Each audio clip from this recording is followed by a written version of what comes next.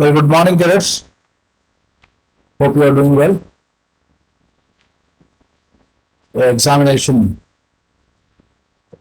is over. So, back to the normal online classes. The last chapter I completed, or last chapter which I taught is why do we need parliament? Question answers related to the chapter we already discussed in the previous class. So, please complete the assigned task.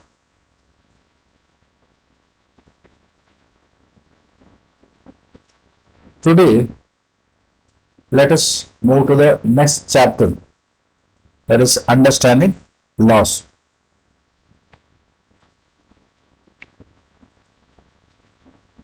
You may be familiar with some laws, such as those that specify the age of marriage, age at which a person can vote, and perhaps even the law dealing with buying and selling of property. We know that the parliament is in charge of making laws. So, this point we discussed when we discussed chapter called Why Do We Need Parliament? Just one sentence, of course, and after that, please explain that this topic will be discussed in the next chapter. For example, from today, that is from 29th of November, the winter session in Parliament is already started. So, today, that is on 29th of November 2021, the winter session of Parliament, the ruling party withdrawn the controversial law or the law which created a lot of problem, that is the Farm Bill. Today, that is completed, passed in Lok Sabha and Rajya Sabha for a withdrawal of the bill. So, passing of bill or making of law is a work of the Parliament. So, in this chapter, we are going to study various ways in which, or the steps involved in passing of law. Hope you know what the picture says. That is about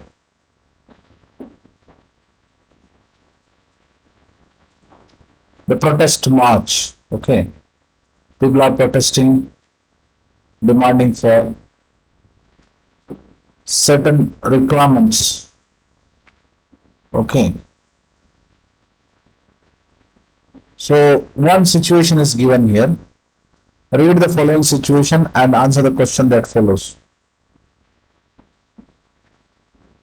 The government official helps his son to go into hiding because his son has been given 10 years of jail sentence by the district court for a crime that he has committed. So here, this is a situation given where a government officer is supporting his son who is involved in a criminal activity by misusing the power. Do you think that the government official's action were right? Should his son exempted from the law just because his father economically and politically powerful? In the other incident, it's a clear violation of law. So what is here? It's a clear violation of law because law clearly says that all are equal before the law. So when we say all are equal before the law, there is no one who is above law.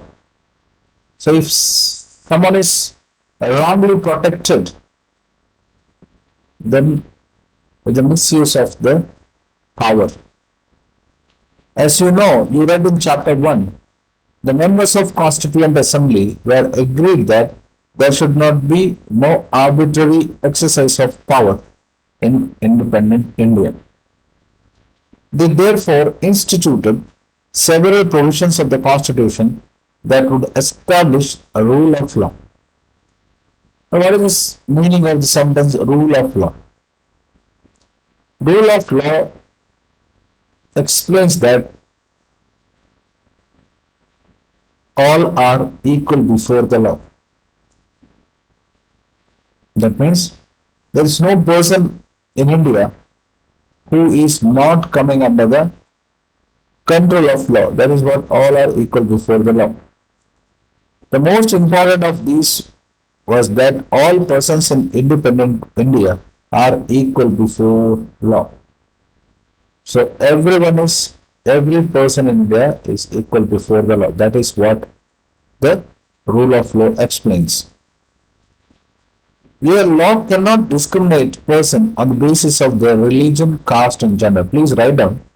So, on the basis of religion, Hindu, Muslim, Christian, Jain, Buddhist, Parsi. So, you cannot discriminate a person on the basis of religion. Not only that, upper caste, lower caste. This is the problem most of the time we hear about that caste atrocities or people are in many states in India. So if someone is exploiting on the basis of caste, that is wrong according to the Constitution of India. And we should not discriminate between male, female, and third gender. That is what gender. So gender-based discrimination, caste-based discrimination, or religion-based discrimination is not allowed in India. So that's the reason why no person, we cannot discriminate a person on the basis of religion, caste, or gender. Hope it's clear. What the rule of law means is that all laws apply equally to all citizens of the country. No one can be above the law. Neither a government official nor a wealthy person nor even the president of the country is above the law.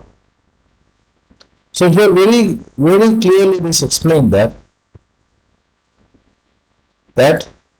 neither a government official, that means a government employee, or a rich person, or even the topmost, the first citizen of our country, that is the president of India,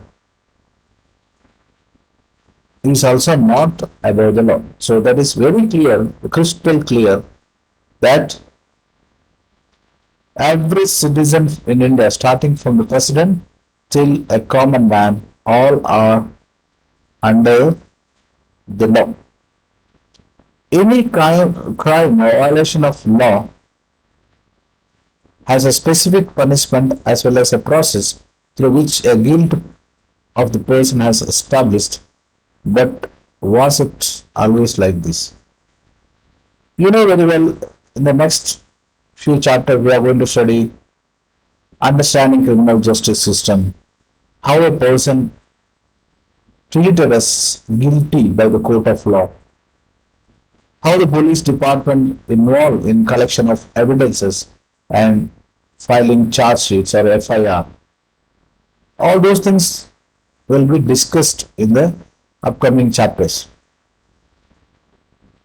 So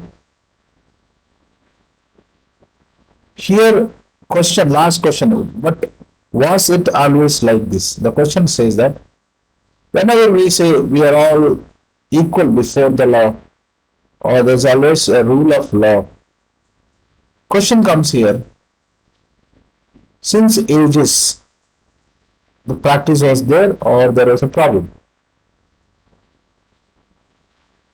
So if you could recall, when India is ruled by the British government, initially by the British East India Company, a mercantile company, or the company which was involved in trading, and later the British Parliament directly. So during the British period,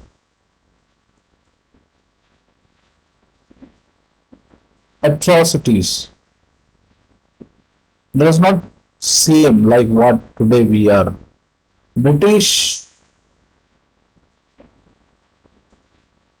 government not allowed Indians to enjoy their freedom. In ancient India, there were innumerable or often overlapping local laws. Different communities enjoyed different degrees of autonomy in administering laws. In some cases, the punishment that was 2% received for the same crime varied depending on their caste backgrounds, with the lower caste being more harshly punished. They slowly began to change the system and the law began further evolve during the colonial period.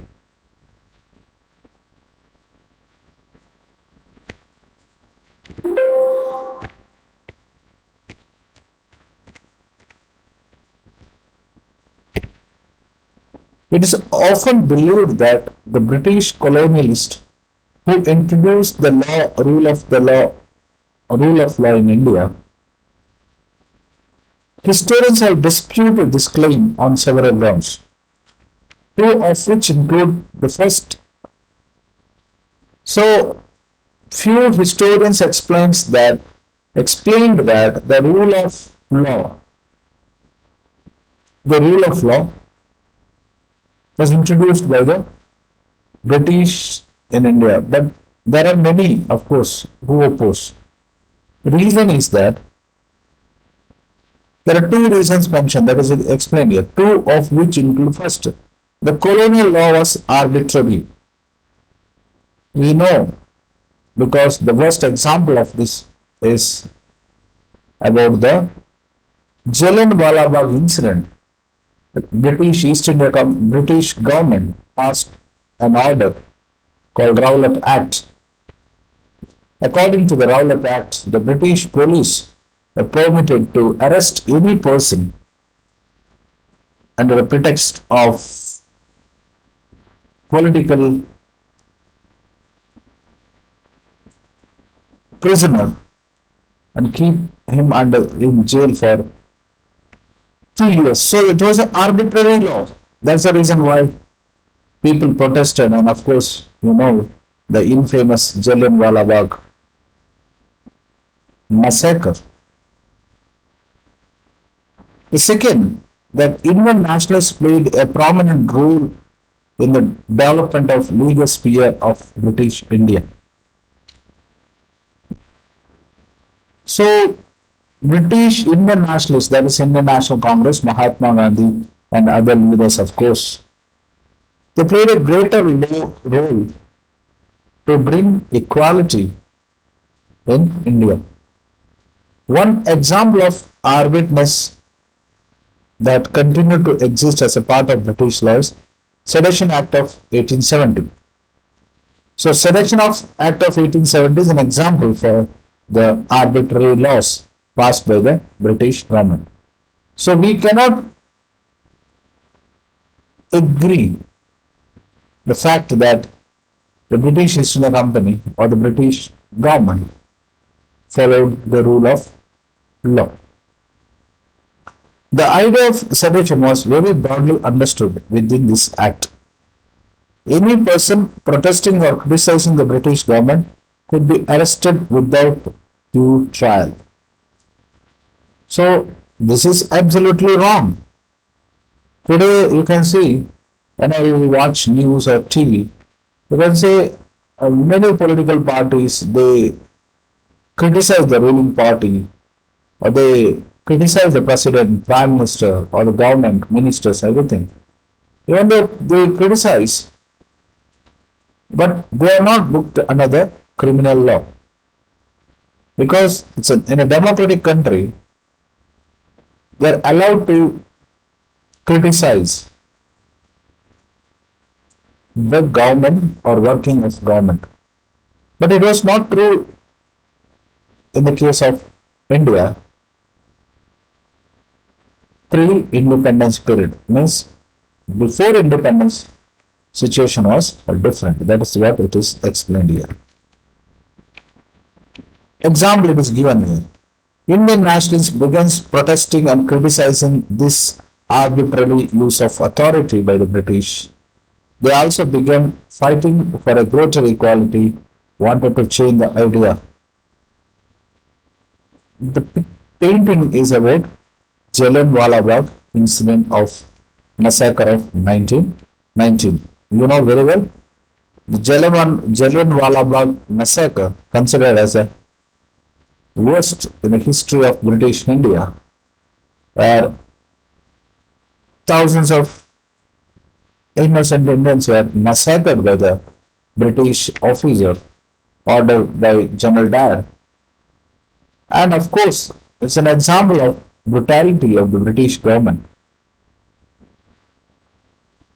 And definitely it's an arbitrary law. The law from a set of rules that were forced to obey to laws as including the ideas of justice. By the end of 19th century, the Indian legal profession also began emerging and demanded respect in colonial courts.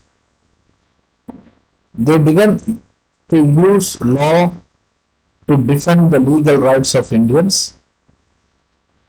Indian judges also began to play a greater role in making decisions. Therefore, there are several ways in which Indian played a major role in the evolution of rule of law during the colonial period. With the adoption of the Constitution, this document served as a foundation on which our representatives began making laws for the country. Every year, our representatives pass several new laws as well as revise existing laws. So, in class 6th book, you read about Hindu Succession Amendment Act of 2005. Along with this new law, sons and daughters and their mothers can also get equal share of the family property. Similarly, new laws have been enacted to control pollution and provide employment. How do the people come to think and propose the new law is necessary? You will read more about this in the next session. So that is about the how you make law. That will of course study in the next chapter. So what you are understanding here, there are two arguments which we studied. One, there are few arguments explaining that in India, rule of law or all were treated equal before law, even during prior to independence or before independence. Then one more example, of course, we studied that it clearly explains that during the British rule in India, arbitrary means the British East India Company or later the British government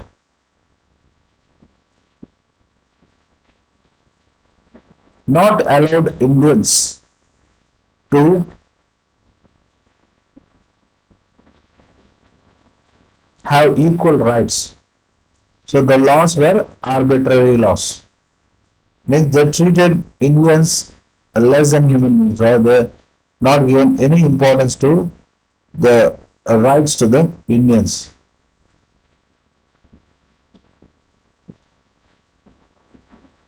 These are the two arguments which we just now read about. Okay. So anyhow, left out topics related to the chapter we'll study in the upcoming classes.